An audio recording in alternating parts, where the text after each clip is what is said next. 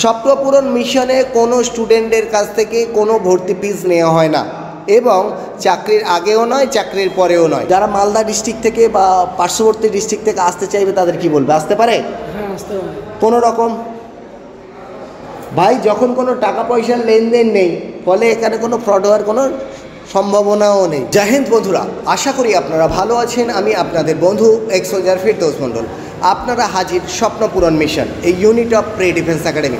বন্ধুরা, আজকের আমাদের মালদা থেকে, হ্যাঁ, আমাদের স্বপ্নের শহর অর্থাৎ আমের শহর মালদা, সেই মালদা থেকে আমাদের একজন প্রিয় স্টুডেন্ট এবং ওনার বাবা পিতা আমাদের কাছে এসেছেন, যাতে ওনার বাচ্চাকে একাডেমি থেকে ফিজিক্যাল এবং রিটেনের এক্সাম কমপ্লিট করতে পারে।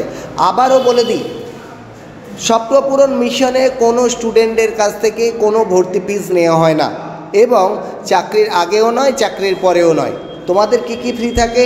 তোমাদের থাকে অ্যাডমিশন ফিস সম্পূর্ণ বিনামূল্যে, তোমাদের থাকে ফিজিক্যাল ট্রেনিং সম্পূর্ণ বিনামূল্যে এবং সাথে সাথে লিখিত পরীক্ষা সম্পূর্ণ বিনামূল্যে। শুধুমাত্র আপনাদের যে খাওয়ার খরচ, হোস্টেল খরচটা নিজেদের চালাতে হয়। আবারও বলি, আমি একজন সামান্য সোলজার, এতজন ছেলেমেয়ের খাবার আমার পক্ষে চালানো সম্ভব নয়। আপনার বাচ্চা বাড়িতে থাকলেও খেত, যেহেতু কলকাতার বুকে একটু হলেও বাজার দর বেশি আছে এখন, সেই জন্য তোমাদের সব কিছু চিন্তাভাবনা করে এবং তোমাদের খাওয়ার কোয়ালিটি মেনটেন করে তোমাদের খাওয়া খরচ প্রতি মাসে আমরা 5,000 টাকা করে বরাদ্দ করেছি এবং প্রথম 2 মাসের টাকা অ্যাডভান্স দিতে হয়, তারপর থেকে প্রত্যেক মাসে এক মাসের করে টাকা অগ্রিম দিয়ে যেতে হয়। লাস্ট মাসে যে দেওয়া টাকাটি লাস্ট মাসে গিয়ে অ্যাডজাস্ট হয়ে থাকে। আবারও বলি বন্ধুরা, তোমরা এখানে পাচ্ছ ফিজিক্যাল ট্রেনিং এবং লিখিত পরীক্ষা। তো সর্বপ্রথম আমি স্যারের কাছ থেকে জেনে নেব যে উনি কোথা থেকে এসেছেন, কেননা মালদা শহরটি, মালদা ডিস্ট্রিক্টটি অনেক বড় ডিস্ট্রিক্ট, তাই না স্যার? তো স্যার, আপনারা কোথা থেকে এসেছেন? মালদা বৈষ্ণবনগর থানা। বৈষ্ণবনগর থানা, নন্দলালপুর গ্রাম বাড়ি। আচ্ছা, ওটা মালদা স্টেশন থেকে কত ঘন্টার রাস্তা? 40 কিলোমিটার। 40 কিলোমিটার। 40 কিলোমিটার মানে 1 থেকে 1.5 ঘন্টা লাগে। আচ্ছা, আমি গিয়েছিলাম নূরপুরে, আমার কিছু স্টুডেন্ট চাকরি পেয়েছিল, তার মধ্যে একই পরিবারে 2টি স্টুডেন্ট চাকরি পেয়েছিল। একজনের নাম ওয়াসিম, বিএসএফে চাকরি করছে, আর একজনের নাম আসিফ, যে ইন্ডিয়ান আর্মিতে চাকরি করছে অ্যাজ এ টেকনিক্যাল পার্সন হিসেবে। তো যাই হোক, তুমি কোন ক্লাসে পড়তে বাবা? 12 দিয়েছি এবার। 12 দিয়েছো। বয়স কত তোমার? 20। তোমার আমি ফিজিক্যাল স্ট্যান্ডার্ড দেখে নিয়েছি বন্ধুরা, ও পুরোপুরি ফিট আছে। আর তোমার এখানে ভর্তি ফিস কত লেগেছে? ভর্তি ফিস নেওয়া হয়নি। কোনো ভর্তি ফিস নেওয়া হয়নি তো? না। আর বলা হয়েছে চাকরি পাওয়ার পরে টাকা লাগবে কিছু? না, এরকম কোনো কিছু বলা হয়নি। কোনো এমন প্রতিশ্রুতি বা কোনো কিছু নেই।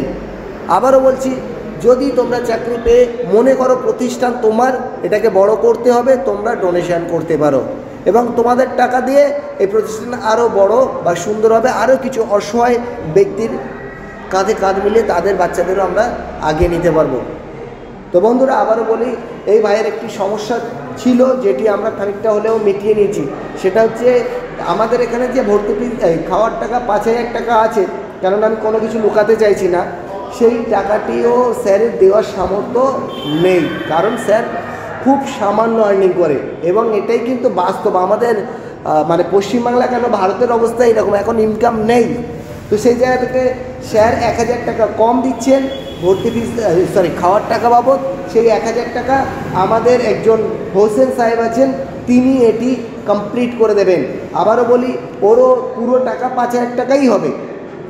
এখনও পর্যন্ত ওনারা 4,000 টাকা করে দেবেন। 1,000 টাকার দায়িত্ব আমরা অর্থাৎ স্বপ্নপূরণ মিশন নিয়েছি, কারণ আমরা চাইব যাদের প্রকৃত সাহায্যের প্রয়োজন হবে তাকে সাহায্য অবশ্যই করব। আবারও বলি, এই টাকাটিও থাকা এবং খাওয়া দাওয়া। খাওয়া কী পান? সকালে আপনাদের নাস্তা থাকে এবং সেখানে ছোলা, ডিম এবং রুটি, কলা এগুলো কিন্তু থেকে থাকে এবং আমি এই খাওয়া দাওয়ার উপরে একটা বিস্তারিত ভিডিও বানিয়ে দেব। তো যারা মালদা ডিস্ট্রিক্ট থেকে বা পার্শ্ববর্তী ডিস্ট্রিক্ট থেকে আসতে চাইবে তাদের কি বলবে? আসতে পারে? হ্যাঁ, আসতে পারে।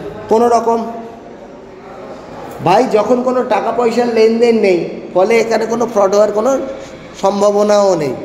আবারও বলি, তোমার মেহনত তোমাকে সফলতা এনে দেবে। চাকরি, আমরা কাউকে চাকরি নিই না, চাকরির জন্য তৈরি করি। আবারও বলি, চাকরির জন্য প্রশিক্ষণ দিই। চাকরি কেউ কাউকে দিতে পারে না, চাকরি কেড়ে নিতে হয় নিজের যোগ্যতার ভিত্তিতে। অনলি আমরা তোমাদেরকে যোগ্য গঠন করি, তৈরি করি। তো যে সকল বন্ধুরা এই ভিডিওটি দেখছেন ভারতবর্ষের বিভিন্ন প্রান্ত থেকে, যাদের আর্থিক অবস্থা খারাপ আছে তারা তো আসবেই, যাদের আর্থিক অবস্থা ভালো আছে তারাও আসবে, তাদের কিন্তু টাকা দিয়ে ভর্তি হতে হবে, আর তাদের কিন্তু একটু বেশি টাকাই ভর্তি ফিস আছে। আর যারা টাকা দিতে পারছো না তাদের কিন্তু পঞ্চায়েত থেকে একটি সার্টিফিকেট মেমো নাম্বার সহ আনতে হয়। অবশ্যই রেফারেল নাম্বার বা মেমো নাম্বার দিয়ে একটি ছবি দিয়ে তোমাকে পঞ্চায়েত থেকে ওটি আনতে হবে। নচেত আমরা কী করে বুঝবো যে তোমার ফ্যামিলিটি সত্যিই দরিদ্র পরিবার থেকে বিলং করে? তো এইটুকু তোমাদের কষ্ট করতেই হবে, তাহলে তোমরা ফ্রিতে ভর্তি হতে পারবে। আশা করি আমরা তোমাদেরকে সকল কিছু বলে দিয়েছি। আচ্ছা, আপনারা কিভাবে এসছেন? সর্বপ্রথম শিয়ালদাতে এসছেন, শিয়ালদা থেকে ট্রেন ধরে বারুইপুর রেলওয়ে স্টেশন, এটি দক্ষিণ শাখায়, মনে রাখবে। Namkhana local, Kakdwip local, diamond Harbour local এবং বারুইপুর লোকাল, এগুলি প্রত্যেকটি বারুইপুর স্টেশনের উপর দিয়ে আসে। বারুইপুর স্টেশনে আপনাদের নামতে হবে, আপনারা চেষ্টা করবেন ট্রেনের পিছন দিকে উঠতে। সেখান থেকে আপনি 4 নম্বর প্ল্যাটফর্মে আসার রাস্তা দিয়ে চলে আসবেন, সামনে দেখবেন প্রগতির সঙ্গে ক্লাব। প্রগতির সঙ্গে ক্লাবের মুখটা যেদিকে, অর্থাৎ আপনাদেরকে ডান দিকে ঘুরে চক্ষু হসপিটালটা পার হয়ে জাস্ট কোণ ঘুরে মির টেলিকমের উপরে, অর্থাৎ বঙ্গীয় গ্রামীণ বিকাশ ব্যাংকের সাথে আমাদের বিল্ডিংটি, সাউথ সেন্টার স্কুলের সামনে। আশা করি কারোর কোনো সমস্যা হবে না।